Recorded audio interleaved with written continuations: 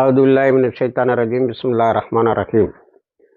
அன்பார்ந்த நேயர்களே, பலஸ்தீன் மீட்பு போர் 355வது நாளை அடைந்திருக்கிறது. இந்த 355வது நாளில் செய்திகளை ஆக்கிரமித்துக் கொண்டிருப்பதும் நமது இந்திய மீடியாக்கள் கூட வேறு வழி இல்லாமல் ஹிஸ்புல்லா தாக்கியது என்று போட வேண்டிய ஒரு சூழ்நிலைக்கு வந்து விட்டார்கள். அதில் மிகப்பெரிய தாக்குதல் என்று பேசப்படுவது மொசாதோடைய ஹெட் குவார்ட்டர்ஸ், டெல் அவீவில் இருந்த மொசாதோடைய ஹெட் குவார்ட்டர்ஸை தாக்கியிருக்கிறார்கள். 50 மொசாதை சார்ந்தவர்கள் இறந்திருக்கிறார்கள். இஸ்ரேலிய மீடியா சேனல் 14 இதை எடுத்து வெளியிட்டதற்காக அது தண்டிக்கப்பட்டு இருக்கிறது. இருந்தாலும் நேற்று அந்த பெலாஸ்டிக் மிசில் என்று சொல்லக்கூடிய அந்த மிசிலை வைத்து தாக்கியிருக்கிறார்கள். இந்த 50 பேரில் பலர் இந்த பேஜர், வாக்கி டாக்கி இவற்றில் குண்டுகளை வைத்து குழுவினர். ஆக இப்பொழுது யார் அதற்கு மூல காரணமோ அவர்கள் தாக்கப்பட்டு விட்டார்கள். அடுத்து அதற்கு உபரியாக இருந்தவர்கள் தாக்கப்படுவார்கள் என்பது லெபனான் இஸ்லாமிய போராளிகளின் கருத்து அல்லது அறிவிப்பு. அடுத்தது இலாமியா என்ற இடத்தில் இருந்த இஸ்ரேலின் இரகசிய தளம் தாக்கப்பட்டது இஸ்ரேலை பெரிய அதிர்ச்சிக்கு உள்ளாக்கி இருக்கிறது. அடுத்து நேற்று எல்லா ஊடகங்களிலும் அதிகமாக பேசப்பட்டது ரோமன் ஏர்பேஸ் அட்டாக் பண்ணது, தாக்கி தகர்த்து ஒன்றுமில்லாமல் ஆக்கியது. இதை தாக்கியவர்கள் ஈராக்கில் உள்ள இஸ்லாமிக் ரெசிஸ்டன்ஸ், ஈராக்கில் உள்ள இஸ்லாமிய போராளிகள். அது ஏன் அவ்வளவு முக்கியத்துவம் கொடுத்து பேசப்படுகிறது என்று சொன்னால், இந்த விமானத்தளம், அதாவது போருக்காக பயன்படுத்தக்கூடிய விமானத்தளம் எல்லா விதத்திலும் பாதுகாக்கப்பட்டு இருந்தது. இதை இஸ்ரேலிய இராணுவ வல்லுநர்களும் பத்திரிகைகளும் கெர்சி ஹெல்வியிடம் கேட்ட பிறகு எப்படி இதை அவர்கள் கண்டுபிடித்தார்கள் என்று கேட்டால் அவர்கள் எப்படி கண்டுபிடித்தார்கள் என்பது முக்கியமல்ல, நாங்கள் எல்லா ட்ரோன்ஸ்களையும், அவர்கள் அனுப்பிய எல்லா ட்ரோன்ஸ்களையும் நாங்கள் தடுத்து விட்டோம் என்று சொல்லியிருக்கிறார். அதற்கு அவரிடத்தில் அங்கே பற்றி எரிந்து கொண்டு இருப்பது உங்கள் வீடா என்று ஒரு கேள்வியை கேட்டிருக்கின்றார்கள். அடுத்து இந்த கிலியாட் என்ற இடம் தாக்கப்பட்டு இருக்கிறது. மீண்டும் இதையும் பெரிதாக பேசுகிறார்கள். ஃபஹத் சுக்கூர் ஃபேஸ் 1 என்பதில் தாக்கப்பட்டதில், ஹிஸ்புல்லா தாக்கியதில் ஃபஹத் சுக்கூர் கொலை செய்யப்பட்டதற்கு பழிவாங்க நடவடிக்கை எண் 1 என்ற அடிப்படையில் அந்த நடவடிக்கை எடுத்தார்கள். அதில் இந்த கிலிலாட் என்ற ஏரியாவும் தாக்கப்பட்டது. ஏறத்தாழ 250 ஸ்கொயர் மைல் அளவில் வைக்கப்பட்டிருந்த 8200 யூனிட், இந்த 8200 ஸ்பை யூனிட் தான் வாக்கி டாக்கி, செல்போன் மற்றும் பேஜர்களில் குண்டுகளை வைத்தது என்று பேசப்பட்டது. இது அன்றே அடிக்கப்பட்டு இருந்தது. அதோடு 9900 என்ற ஒரு ஸ்பை சென்டரும் தாக்கப்பட்டு இருந்தது. அதை கடைசி வரை இஸ்ரேல் மறைத்தது. ஆனால் இஸ்ரேலிய பத்திரிகைகளும், குறிப்பாக அல் ஜசீரா, அல் மயாதீன் போன்ற பத்திரிகைகளும் அதை வெளியே கொண்டு வந்ததால் அல் ஜசீராவையும் மயாதீனையும் அவர்கள் அடைத்து விட்டார்கள் அல்லது பெரிய கெடுபிடிக்கு உள்ளாக்கி மூடிவிட்டார்கள். அடுத்தது ஒரு ஆர்ம்ஸ் ஃபேக்டரியை முஜாஹிதுகள் தாக்கியிருக்கிறார்கள். அந்த ஆர்ம்ஸ் ஃபேக்டரி பெரிய அளவில் பற்றி எரிந்து கொண்டு இருக்கிறது. இதில் பல சிவிலியன்கள், பொதுமக்கள் காயம்பட்டார்கள். இப்பொழுது ஹிஸ்புல்லா பொதுமக்களை நோக்கி தாக்குகிறது, குடியிருப்புகளை நோக்கி தாக்குகிறது என்று ஹெர்சி ஹெல்வி சொல்லியிருக்கிறார். இதையெல்லாம் விட கேவலமான ஒரு அறிவிப்பு என்னவென்று சொன்னால், ஹெர்சி ஹெல்வி இனி நார்தன் இஸ்ரேலுக்கு, வடக்கு இஸ்ரேலுக்கு யாரும் போகாதீர்கள் என்று சொல்லியிருக்கிறார். இவர் யுத்தத்தின் ஆரம்பத்தில் இவரும் ஜோ கேலண்ட் பாதுகாப்பு அமைச்சரும் என்ன சொன்னார்கள், நாங்கள் போய் ஹிஸ்புல்லாவை சில மணி நேரத்தில் ஒன்றுமில்லாமல் ஆக்கிவிட்டு உங்களை எல்லாம் வடக்கு இஸ்ரேலில் இருந்து, நார்தன் இஸ்ரேலில் இருந்து விரட்டப்பட்டவர்களை அங்கே கொண்டு குடியமர்த்துவோம் என்று சொன்னார்கள். இப்பொழுது தயவு செய்து யாரும் அங்கே போகாதீர்கள் என்று சொல்லுகிறார்கள். 3,75,000 பேர் வெளியே வந்திருக்கான். அங்கே உள்ள பதுங்கு குழிகளிலும் கூட ஆட்கள் இல்லை. சஃபத் ஏரியாவில், அதாவது லெபனானுடைய பார்டருக்கு பக்கத்தில் உள்ள ஏரியாவில் பேரிகேட்டட் ஹவுஸ் என்று சொல்லக்கூடிய பாதுகாக்கப்பட்ட வளையங்களை உருவாக்கி அங்கே கொஞ்சம் இராணுவத்தினரை வைத்திருக்கிறார்கள். நேற்று 40 ராக்கெட்டுகள் மூலம் அத்தனை இராணுவத்தினரையும் பிணமாக்கி இருக்கிறார்கள். அடுத்து நெத்தன்யாஹூ ஐக்கிய நாடுகள் சபையில் பேசுவதாக இருந்தாராம். அவரால் இப்பொழுது நடக்கக்கூடிய தாக்குதலால் போக முடியவில்லையாம். அடுத்து மாஜிதோ மிலிட்டரி ஏர்போர்ட் என்ற ஒரு ஏர்போர்ட்டை அஃபுலா என்ற இடத்தில் தாக்கி இருக்கிறார்கள். அத்தனை அழிந்திருக்கிறது. இங்கேயும் இஸ்ரேலிய இராணுவத்தினர் ஒருவர் காயம்பட்டார், இன்னொருவர் லேசாக காயம்பட்டார். அவர் அதை துடைத்துவிட்டு போய்விட்டார் என்று செய்திகளை சொல்லுகிறது. இதை நேற்று விஷுவல் மீடியா, பிரதானமான மேலைநாட்டு தொலைக்காட்சி நிறுவனங்கள் இஸ்ரேல் உண்மையை சொல்லாத வரைக்கும் உண்மையான அழிவுகளை கணக்கு பார்க்க முடியாது. ரெண்டாவது, எல்லாத்திலையும் போய் இப்பொழுது அதிகமான அழிவுகளையும் இழப்புகளையும் ஏற்றுக்கொண்டிருக்கின்ற இஸ்ரேல் ஹிஸ்புல்லா மாதிரியோ ஹமாஸ் மாதிரியோ தனக்கு ஏற்படக்கூடிய இழப்புகளை சொல்வதில்லை. ஹமாஸ் போராளிகளுடைய எண்ணிக்கையை மட்டும் சொல்வதில்லை, மற்ற இழப்புகளை சொல்லும். ஆனால் ஹிஸ்புல்லா எல்லாத்தையுமே சொல்லும், எல்லா இழப்புகளையும் சொல்லும். தங்களிடத்தில் யாராவது ஷஹீதாக இருந்தால் அவர்களுக்கு ஒரு பெரிய ஊர்வலமே நடத்தி அவர்களை அடக்கம் செய்யக்கூடிய இடத்தில் ஒரு வீர உரையை ஆற்றி அவரை அடக்கம் செய்வார்கள். இப்படி அவர்கள் எதையுமே மதிப்பதில்லை, இந்த எதையுமே மறைப்பதில்லை. அடுத்தது சதன் லெபனான்ல ஹாரியத் என்ற இடத்தை தாக்கி இருக்கிறார்கள்.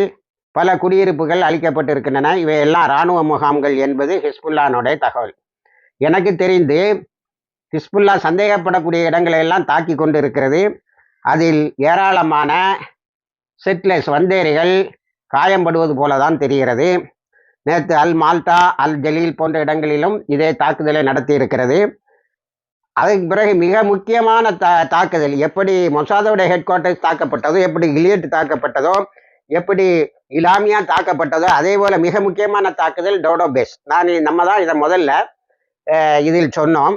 அது நேற்று இடம்பெற்றது என்று கருதுகிறேன். இன்று 40 மிசில்களை கொண்டு தாக்கி இருக்கிறார்கள். ஹிஸ் ஹோசியோ என்ற இடத்தையும் அதற்கு பக்கத்தில் உள்ள இடத்தையும் தொடர்ந்து தாக்கி கொண்டு இருக்கிறார்கள். அடுத்தது ஹெரத் மோட்சின் என்ற இடத்தை தாக்கி இருக்கிறார்கள். ஹிப்புசார் என்ற இடத்தை தாக்கியதில் 2 சியனிஸ்டுகள், அதாவது வந்தேரிகள் காயம்பட்டதாக இஸ்ரேலிய இராணுவம் அப்பப்போ கொஞ்சம் லேசாக சொல்லிக்கிடுது. அடுத்தது சஃபத்தில் எல்லா பில்டிங்களையும் அடித்து நொறுக்கி விட்டது ஹிஸ்புல்லா. காரணம் என்னவென்று சொன்னால், அங்கு இருந்து கொண்டு ஒரு நிலவெளி தாக்குதலை திட்டமிடுவதாக அதற்கு கிடைத்த தகவல் தான். அடுத்தது நேற்று ஹிஸ்புல்லாவில் உள்ள ஒரு சையத் ஹசன் என்ற ஒரு முக்கியமான கமாண்டர் ஷஹீதாகி இருக்கிறார். அதை ஹிஸ்புல்லா இன்று அறிவித்திருக்கிறது. அறிவிக்கும் போது என்ன சொல்லுகிறார்கள் என்று சொன்னால்,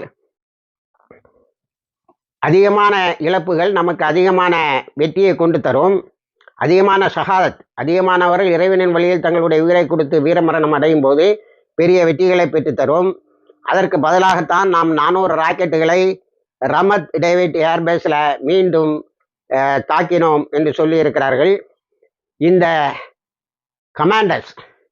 கமாண்டர்ஸை பற்றி சொல்லும்போது எந்த ஒரு ரிதுவான் ஃபோர்ஸில் உள்ள ஒருவரையோ அல்லது சாதாரண ஹிஸ்புல்லாவை சார்ந்த ஒரு ஊழியனையோ கொலை செய்யும் போது இவர்தான் ஹசன் நஸ்ருல்லாவுக்கு எல்லாமே, இனி ஒன்றுமே நடக்காது என்று சொல்லிவிடுகிறார்கள். ஆனால் நேற்று பல அறிக்கைகள், குறிப்பாக சேனல் 14 வெளியிட்ட ஒரு அறிக்கையில் என்ன சொல்லுகிறது என்று சொன்னால், ஏற்கனவே ஹசன் நஸ்ருல்லா ஒரு நல்ல கோஆர்டினேட்டர், சிறந்த போர் ஒருங்கிணைப்பாளர் என்ற பட்டத்தை பெற்றவர். அவர் வரிசையாக யார் இவர் இறந்தால் இவர் என்று எல்லா இடத்துக்கும் லிஸ்ட் போட்டு வைத்து விட்டார். ஆகவே அவர்கள் ஷஹாதத்தை எதிர்பார்த்து ஷஹாதத்து கிடைத்தவுடன் அடுத்தவர் அந்த இடத்துக்கு சொல்லாமலே வந்து விடுகிறார். இப்படி பொறுப்புகளை அவர் பகிர்ந்து கொடுக்கிறார். இப்படி இந்த வரிசையில் முதல் வரிசையில் 50 சீனியர் கமாண்டர்ஸ் இருக்கிறார்கள் என்று சொல்லுகிறார்கள். இப்போ இஸ்ரேல் ஒன்றும் சும்மா இருக்கல. இஸ்ரேலும் தன்னால் முடிந்த தாக்குதலை நடத்தி இருக்கிறது. நேற்று 51 பேரை அப்பாவிகளை கொலை செய்திருக்கிறது. அதில் 26 பெண்கள், 13 குழந்தைகள். அதன் பிறகு மொத்தமாக இதுவரைக்கும் இஸ்ரேலுடைய தாக்குதலில் 569 பேர் ஷஹீதாகியிருக்கிறார்கள் பொதுமக்கள். 90,006 பேர் 90,000 பேர் குடிபெயர்ந்து போயிருக்கிறார்கள்.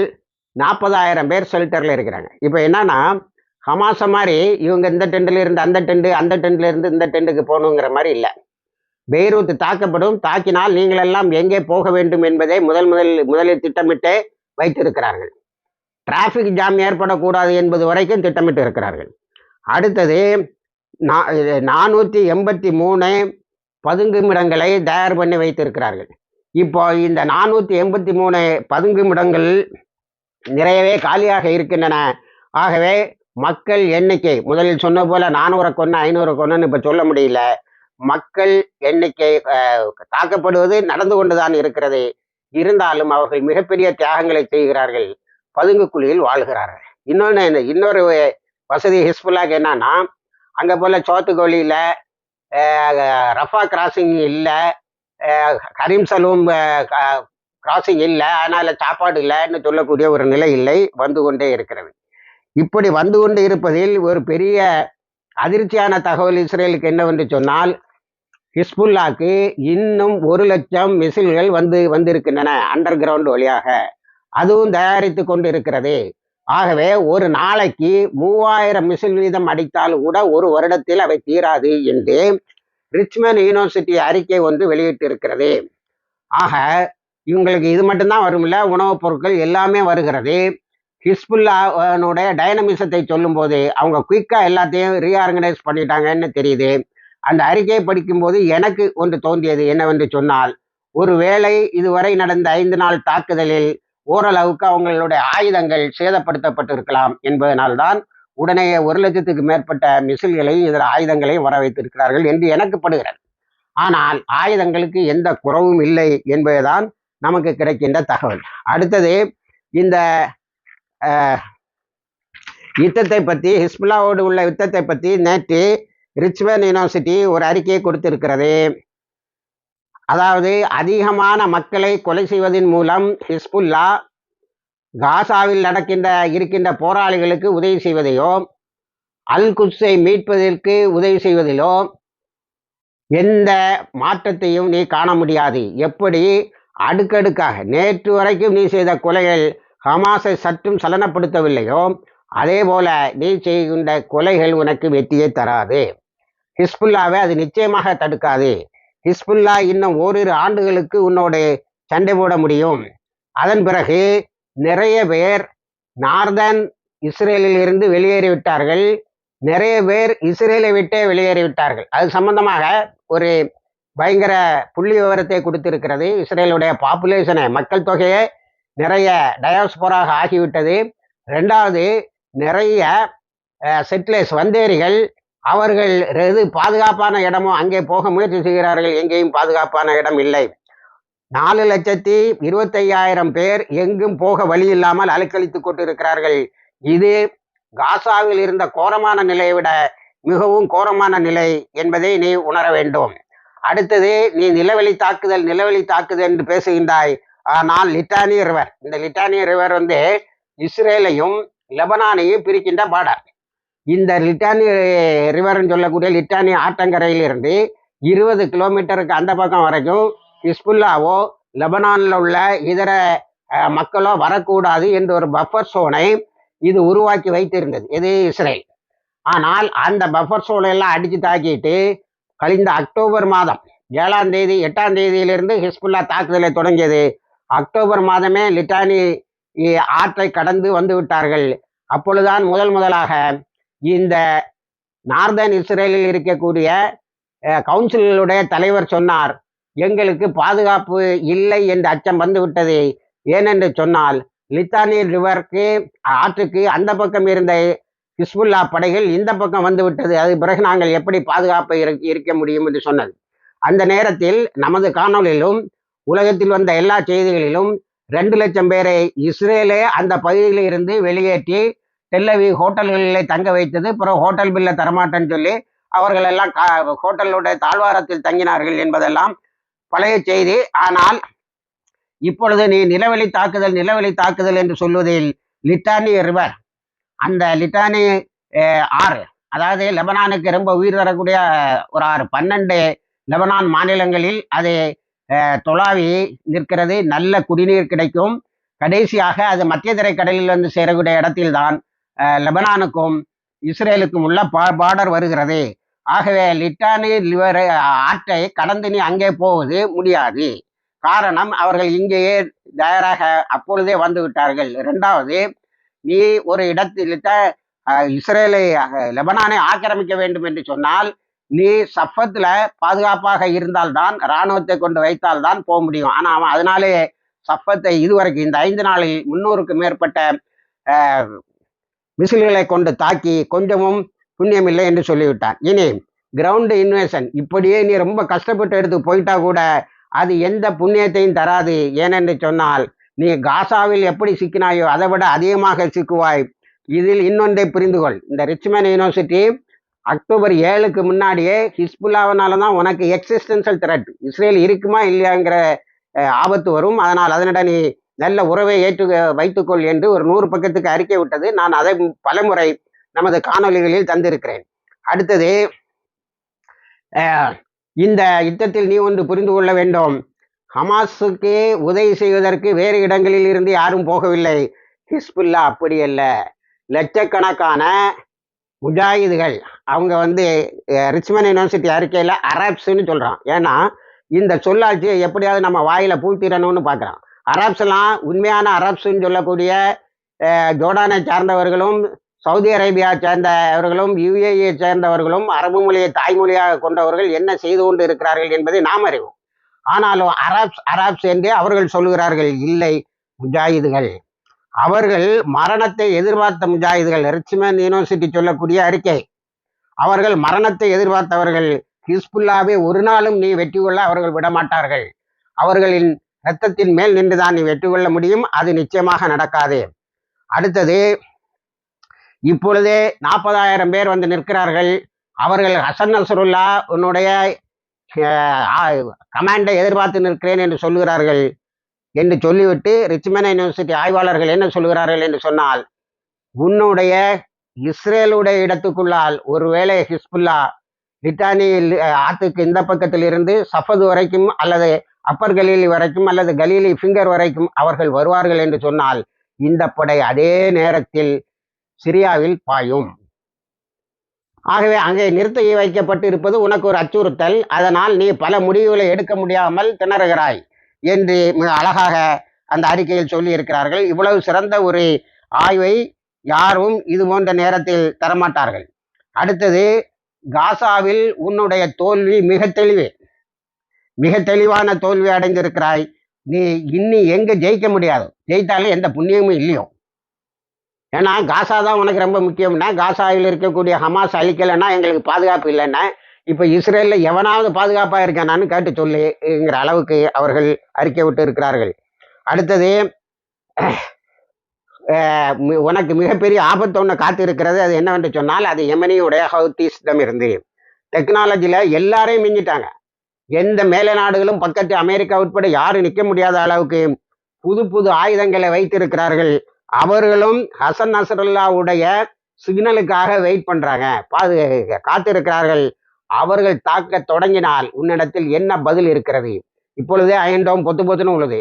அது தடுக்கல, ஆனா நாங்க தடுத்ததுன்னு சொல்லி அறிக்கை விட்டு கொண்டு இருக்கிறாய். இது அறிக்கையில இல்லை, இது நான் சொல்றேன். அறிக்கை விட்டு கொண்டு இருக்கிறாய். அதனால நீ இதுல எந்த வெற்றியையும் எதிர்பார்க்க முடியாது. நிச்சயமாக ஹிஸ்புல்லா ஹமாஸுக்கு உதவி செய்வதையோ, ஜுடைசேஷன் ஆஃப் அல் குட்ஸ் என்று சொல்லக்கூடிய அல் அக்ஸா பள்ளிவாசலை நீ போய் மாற்றி அமைப்பதோ நடக்காத விஷயம்.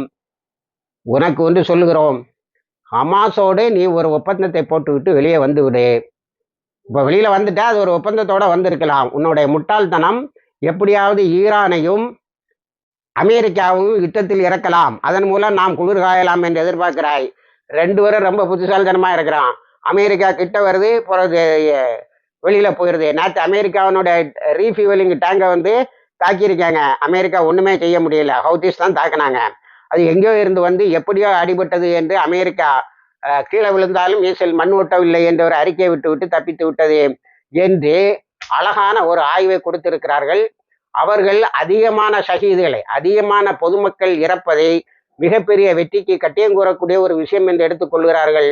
உன்னுடைய நீ போட்ட குண்டுகள் காசாவில் இதுவரைக்கும் 41,485, இது அறிக்கையில் இல்லாத நான் சொல்றேன், நேற்று ஸ்டாட்டிஸ்டிக்ஸ் 96,006 கொண்டு விட்டாய்.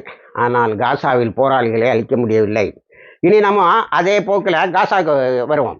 காசாவில் ஹமாஸை பற்றி 2 நாளாக தகவல் எடுத்தால் கிடைக்கல. இப்போதான் பாலஸ்தீன் கிரானிக்கில் ஹமாஸ் என்ன செய்து கொண்டு இருக்கிறது என்பதை சொல்லுகிறது.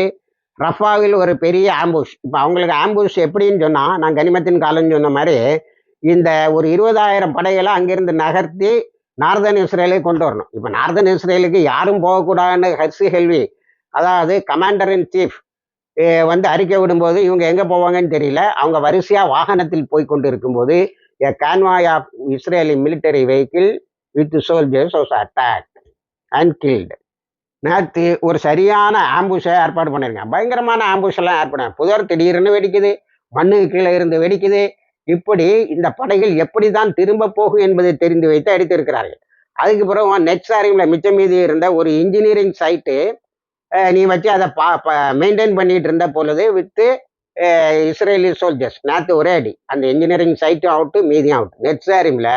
நெட்சாரிம் இன்னும் 2-3 நாளையில் ஹமாஸு கையில் போயிடும். ஆனால் நீ வந்து நேற்றும் 19 பேரை கொலை செய்திருக்க, 19 பேரை ஷஹீதாகி இருக்கிறாய், இன்னும் சிலரை காயப்படுத்தி இருக்கிறார். மொத்தமாக காசாவில் இறந்தவர்கள் 41,495, காயம்பட்டவர்கள் 96,006, 10,000 பேர் மிஸ்ஸிங். எனக்கு 10,000 பேர் மிஸ்ஸிங்கில் ஏற்கனவே 19,000 கண்டு சொன்னார்கள். இப்பொழுது நிறைய பணங்களை கண்டுபிடித்திருக்கிறார்கள்.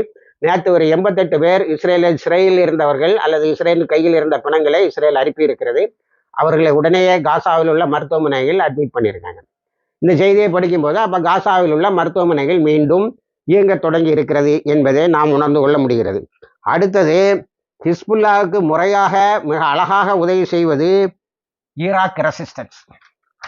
ஈராக்குடைய ரெசிஸ்டன்ஸ் நேற்று 3 பெரிய தாக்குதல்களை நடத்தி இருக்கிறது. அதில் ஒன்று இலியாட் பேஸ், அதுதான் இன்னைக்கு எல்லா பத்திரிகைகளும் தலைப்புச் செய்தியாக போட்டு இருக்கின்றன. இலியாட்ங்கிற பேஸை ஏற்கனவே அடிச்சிட்டு இருந்தாங்க. நேற்று 5 ட்ரோன்ஸுகளை அனுப்பி ஒன்றுமில்லாமல் ஆக்கி இருக்கிறார்கள். அர்காப் மிசைல்ஸ் என்ற ஒரு புதிய வகை ஏவுகணையை பயன்படுத்தி இருக்கிறார்கள். ஆனால் டெல் அவீவ் வந்து இதில் ஏற்பட்ட எந்த இழப்புகளையும் பற்றி வெளியே சொல்லவில்லை. அடுத்தது, தபாரிஸ் என்ற இடத்தை தாக்கி இருக்கிறார்கள். அதுலேயும் நிறைய குடியிருப்புகள் பாதிக்கப்பட்டது. இப்போ எங்கள் குடியிருப்புகள் எல்லாம் தாக்குறாங்க ஈராக்கு, நாங்கள் அங்கே வந்துடுவோம் இங்கே வந்துடுவோம்னு சொன்னாங்க. ஆனால் ஈராக்கு ஸ்டெடியா மற்றவங்களை போல அறிக்கை விட்டுக்கிட்டு இருக்காம, கண்டிக்கிறோம் என்று சொல்லி கொண்டு இருக்காமல் தெளிவாக இறங்கி இஸ்லாமிக் ரெசிஸ்டன்ஸ் தாக்குதலை நடத்தி கொண்டு இருக்கிறேன். இதில் என்னன்னா, எல் யாதவ் இந்த நகாப் ஏரியா ஜோர்டான் வேலியில் ஒரு பெரிய தடை இருந்ததை அவர்கள் அடித்து நொறுக்கி விட்டார்கள். யாரு? ஈராக்கிய ரெசிஸ்டன்ஸ். இதனால ஜோர்டான்ல ஒரு குரூப் தயாரா இறக்கி போல தெரியுது. அவங்களுடைய பாதை திறக்கப்பட்டு இருக்கிறது என்று இஸ்ரேலுடைய சேனல் 12 and 13 நமக்கு சொல்லுகிறது. அடுத்தது, நம்ம வெஸ்ட் பேங்குக்கு வந்தா, வெஸ்ட் பேங்க்ல நேற்று இறங்கி நிறைய கொலைகளை செய்திருக்கிறார்கள். இதுவரைக்கும் மேற்கரையில் இறந்தவர்கள் 717 பேர், 10,900 பேர் கைது செய்யப்பட்டு இருக்கிறார்கள். நேற்று மட்டும் 22 பேர், 30 பேர் கொலை செய்யப்பட்டு இருக்கிறார்கள், ஷஹீதாக்கப்பட்டு இருக்கிறார்கள், 22 பேர் காயம்பட்டு இருக்கிறார். ஆனால் நேற்று நீங்கள் பார்த்துருக்கலாம் விஷுவல் மீடியாவில், யூடியூப் சோசியல் மீடியாவில், விஷுவல் மீடியாவில் பாலஸ்தீன் கிரானிக்கில் அதை வந்து ஒரு வீடியோவே தனியாக போட்டிருக்காங்க. அதாவது இஸ்ரேலுடைய இராணுவ வண்டிகள் வந்து கொண்டு இருக்கும்போது மேற்கரை நிபுலஸில் இருக்கக்கூடிய இளைஞர்கள் கையை இப்படி தூக்கி விக்டரி அப்படின்னு சொல்லி அதை எதிர்நோக்கிட்டே நிற்கலாம். திடீர்னு அந்த பக்கம் இந்த பக்கம் பாயிறான், ஒரே அடி. ஸ்னிப்பர்களை கையில் எடுத்து அவர்களை தாக்கி இருக்கிறார்கள்.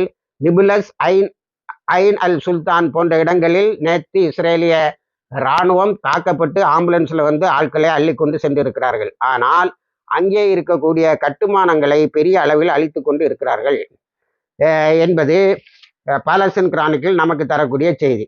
அப்புறம் ஹூதீஸுக்கு வந்தால், சென்டோ வந்து நேற்று நாங்கள் ஒரு மிசிலியங்கள் அடிக்க வந்தது, அதை நாங்கள் தடுத்துட்டோம்னு சொல்கிறாங்க. பட் ஆனால் ஹவுதீஸ் எந்த அறிக்கையும் விடவில்லை. அவர்கள் எங்களுடைய கவனமெல்லாம் ஹசன் நஸ்ருல்லா அடுத்து என்ன உத்தரவு கொடுக்க போகிறார் என்பதை வைத்துத்தான் இருக்கிறது என்று அறிக்கை விட்டிருக்கிறார்கள். இப்படி இந்த யுத்தம் புது உக்கிரங்களை அடைந்திருந்தாலும் இஸ்ரேலில் எந்த நகரமும் பாதுகாப்பாக இல்லை என்று சொல்லக்கூடிய அளவில் தாக்குதல்கள் நடைபெற்றிருக்கின்றன. இஸ்ரேலே நேத்து ஹத்தாத், யார் ஐட்டா, அல் ஜபல், அல் ஜிஜா, அல் பெக்கா, இந்த பால் பெக்காங்கிற இடத்தை திரும்ப திரும்ப தாக்கி கொண்டு இருக்கிறது இஸ்ரேல். காரணம் என்னவென்று சொன்னால் அங்கே ஹமாஸ் ஹிஸ்புல்லாவுடைய இராணுவ தளம் இருக்கிறது என்று கருதுகிறது. ஆனால் இராணுவ நோக்கர்கள் அங்கே அப்படி இல்லை என்று சொல்லுகிறார்கள். நேற்று மவுண்ட் லெபனான் சொல்லக்கூடிய லெபனான் பார்டர்ல இருந்து 120 கிலோமீட்டருக்கு அந்த பக்கம் உள்ள ஒரு மலையையும் தாக்கி இருக்கிறார்கள். அது எங்களுக்கும் உள்ள வந்து தாக்க முடியும்னு காட்டியிருக்கிறார்கள். ஆனால் இப்பொழுது முதலாக காசாவை போல் காட்சி தருகிறது இஸ்ரேலுடைய பல நகரங்கள். இன்னும் அப்படி அது நடப்பதற்கு நிறைய வாய்ப்புகள் இருக்கிறது. இந்த யுத்தம், ஹிஸ்புல்லாவுடைய யுத்தம் இப்பொழுது முடிவதாக தெரியவில்லை. ஏனென்று சொன்னால் ரிச்மண்ட் யூனிவர்சிட்டி அறிக்கை சொல்வது போல உலகம் முழுவதும் உள்ள அவர்களுடைய வார்த்தையில் அரபு முஜாஹிதீன் நம்ம இஸ்லாமிக் ரெசிஸ்டன்ஸ் உள்ளே வருவதற்கு தயாராக இருக்கிறார்கள். இணைந்திருங்கள், எல்லா தகவலையும் கொண்டு வந்து சேர்க்கிறோம். வாஹிர் தவானா அல்ஹம்துலில்லாஹி ரபில் ஆலமீன்.